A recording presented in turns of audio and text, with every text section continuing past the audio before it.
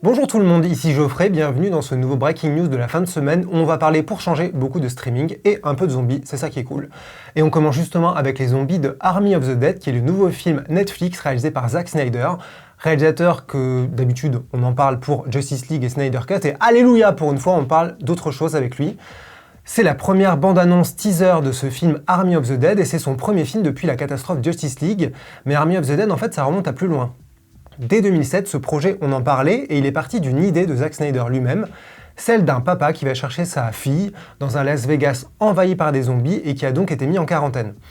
À l'époque, c'était un film sur lequel beaucoup de gros studios étaient, et Zack Snyder ne devait pas le réaliser. Ça devait être, attention, désolé pour la prononciation, Matthijs van Heiningen, le futur réalisateur néerlandais qui ensuite fera The Thing, un film préquel, plutôt remake, du classique de John Carpenter. Ce projet est resté en silence radio jusqu'en 2019, jusqu'à ce que Netflix mette la main dessus et que Zack Snyder soit annoncé comme réalisateur et co-scénariste. Alors quelques petits trucs intéressants sur ce projet avant de parler de la bande-annonce elle-même.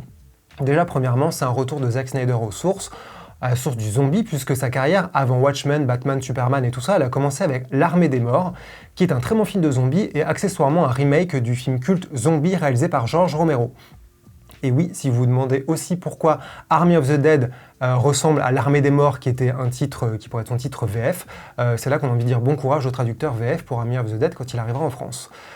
C'est aussi le premier film avec Netflix que Zack Snyder fait, et c'est assez intéressant puisque ça fait des années qu'il collaborait avec le studio Warner Bros. Depuis le film 300, donc ça remonte un petit peu.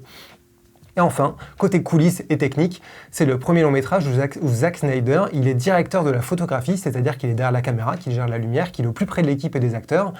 Et c'est pas une chose exceptionnelle à Hollywood, même si c'est encore pas très courant. Steven Soderbergh le fait sur quasiment tous ses films, Tarantino l'a fait sur Boulevard de la Mort, et on peut aussi citer Alfonso Cuarón sur Roma.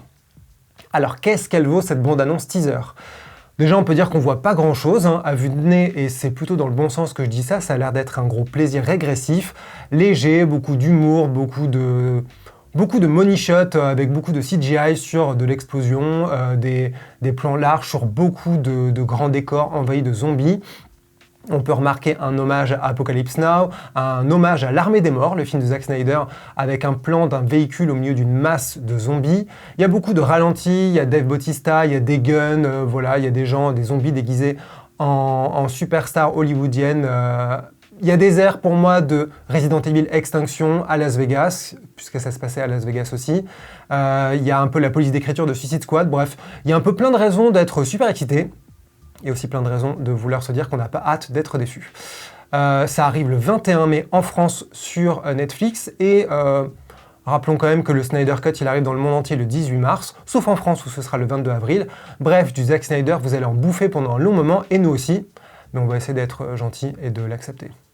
C'est notre destin. Deuxième chose dont on va parler, c'est nouvel épisode dans la guerre du streaming avec le studio Paramount.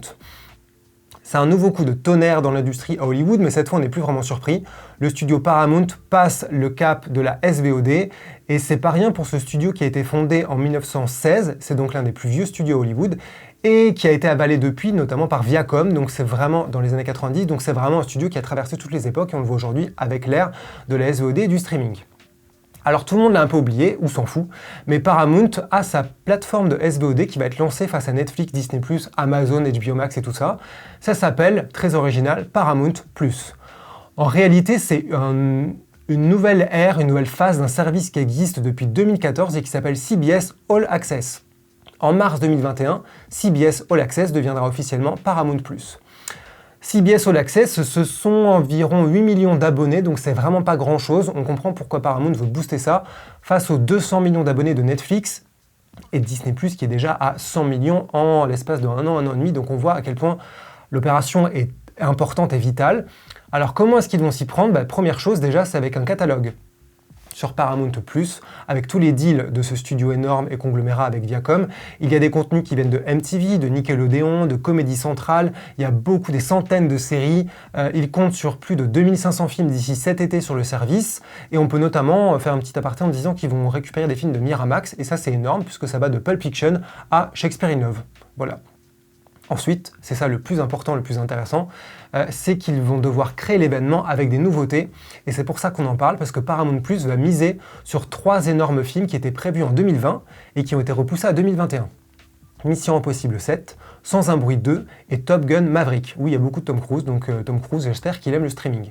Comme Warner Bros avec HBO Max, qui avait lancé Wonder Woman sur leur service de SVOD, et Disney Plus avec Mulan et Soul, ils vont vraiment miser sur des gros films, des blockbusters pour attirer les gens et attirer les abonnés. Alors, qu'est-ce qui va se passer exactement? Paramount a annoncé qu'ils allaient changer les règles du jeu sur les délais entre l'exploitation dans les salles de cinéma et la disponibilité en VOD ou SVOD. Normalement, c'est 90 jours, soit environ 3 mois, et là, ils ont négocié pour que ce soit entre 30 et 45 jours. Ça veut dire que les Américains ils vont pouvoir aller voir Mission Impossible 7 ou Sans un bruit 2 au cinéma, et 45 jours après, ils pourront le voir sur Paramount Plus s'ils sont abonnés. C'est là tout l'enjeu de cette manœuvre. L'autre manière de créer l'événement, c'est avec des films et des séries originales, et quand je dis originales, c'est entre énormes guillemets, puisqu'évidemment, ils vont compter sur des marques et sur des franchises. Ils ont déjà annoncé qu'il y aurait environ 3 à 4 films originaux par an. On a déjà à l'horizon comme film original LOL Paranormal Activity qui va revenir, un préquel de Cimetière adapté donc de la nouvelle du roman de Stephen King, et un film Bob l'éponge. Donc bref, c'est super original. Niveau série, pareil, on va aller pomper des choses qui sont connues pour aller dans la nostalgie. Il y a plein de trucs, on peut citer qu'il y aura le retour des Razmoket, bon ça pour le coup pourquoi pas, hein. Un retour de Dora l'exploratrice, ça pourquoi Flashdance, Grease, RuPaul, Inside Amy Schumer, Star Trek, à cause d'un assassinat, tout ça va avoir droit à une version série. Et on peut citer aussi la série Halo, adaptée des jeux vidéo, qui a été récupérée puisque c'était prévu sur Showtime et maintenant ce sera sur Paramount+. La parole officielle de Paramount de ce côté-là, elle ressemble à celle de tous les autres studios. C'est en gros que le monde il a changé à cause de la pandémie. Les habitudes des consommateurs ont évolué. Il faut donc s'adapter. Il faut suivre le public et le consommateur. Il ne faut pas passer à côté. Le but, c'est de ne pas abîmer les salles de cinéma, mais de simplement s'adapter. Donc c'est vraiment un discours qui ressemble à celui de Warner Bros, notamment quand il s'en était pris plein dans la gueule avec HBO Max pour toutes les sorties de 2021.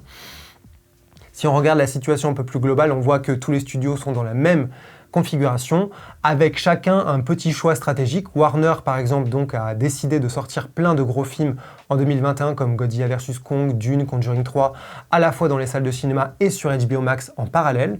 Disney+, on voit qu'ils ont déjà fait des choix avec Mulan et Soul, et tout le monde se demande s'ils vont faire ça pour Black Widow ou d'autres films en 2021, mais c'est pas encore sûr. Universal, de leur côté, ils ont passé un deal avec des salles de cinéma très importantes aux États-Unis pour pouvoir exploiter plus rapidement en VOD après la sortie en salle.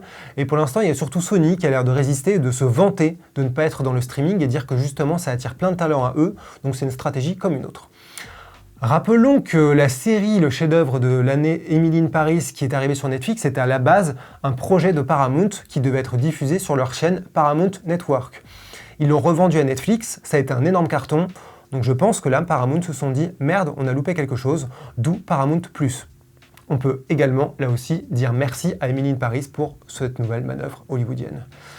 Alors maintenant, on va parler cinéma d'un truc un peu plus peut-être stimulant, parce que c'est un cinéaste qu'on aime beaucoup chez Écran Large et qu'a priori tout le monde aime, hein. C'est David Fincher qui est de retour sur Netflix. Alors que je dis retour, hein, c'est pas vraiment la vérité, puisqu'il est sous contrat, on le sait, avec Netflix pour plusieurs années. Donc la nouveauté, c'est pas qu'il refasse quelque chose sur Netflix, c'est de savoir qu'est-ce qu'il va faire. Et après Mank, qui est son premier film Netflix sorti il n'y a pas très longtemps, on sait que son prochain film s'appelle The Killer. Alors qu'est-ce que c'est The Killer? C'est l'adaptation d'un roman graphique français qui s'appelle Le Tueur, écrit par Alexis Nolan, alias Mats, et avec les dessins de Luc Jacomon. C'est l'histoire d'un tueur à gages froid et méthodique avec peu de dialogue dans les pages, beaucoup de monologues intérieurs sur les états d'âme profonds de cet assassin.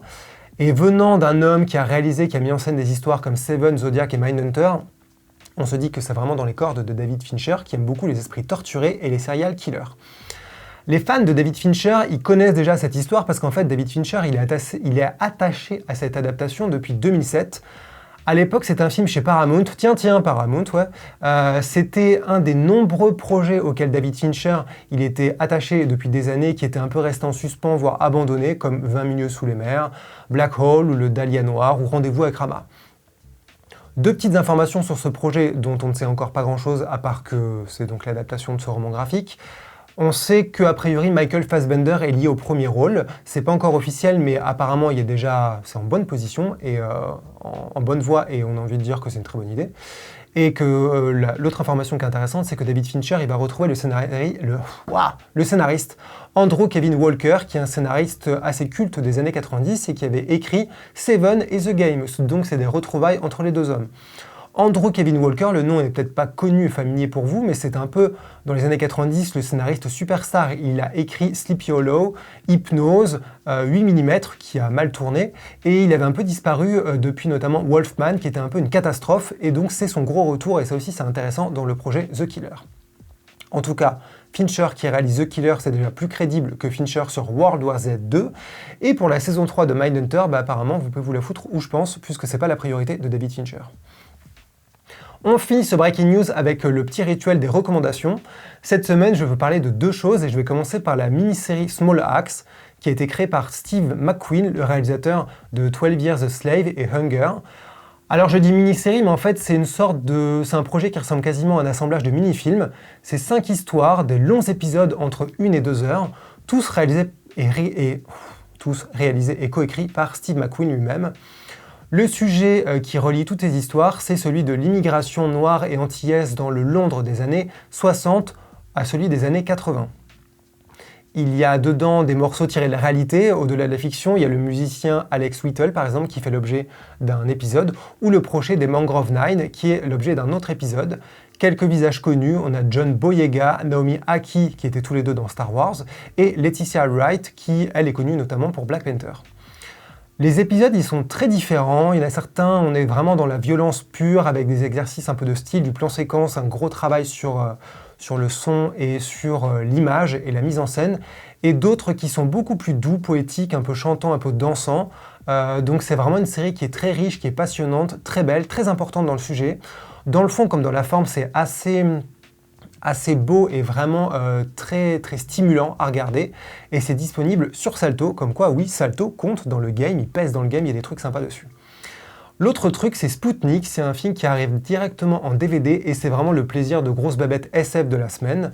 C'est un film russe réalisé par Egor Abramenko, et c'est l'histoire d'un vaisseau spatial qui se crache sur Terre après une mission qui a mal tourné.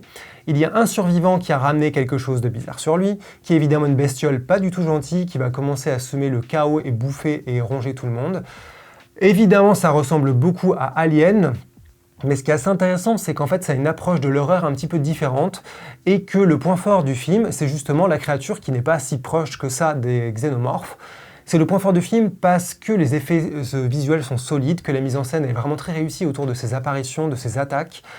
La vraie limite de Spoutnik, c'est plutôt du côté du scénario avec les personnages. Ils prennent un peu trop de place alors qu'ils sont franchement pas très passionnants. Mais il y a trop peu de films de ce genre, avec des grosses babettes et des scènes qui font peur, aussi réussies, notamment dans la première partie. Il y en a beaucoup trop peu pour être du genre à faire la fine bouche. Donc on a envie de dire que si vous aimez ce genre-là, allez-y parce que c'est vraiment très cool. C'est disponible en DVD chez Condor depuis le 24 février. Et voilà, c'est le programme entre quelque chose de très sérieux comme Small Axe et quelque chose de super cool et régressif comme Spoutnik. Maintenant, je reprends ma respiration.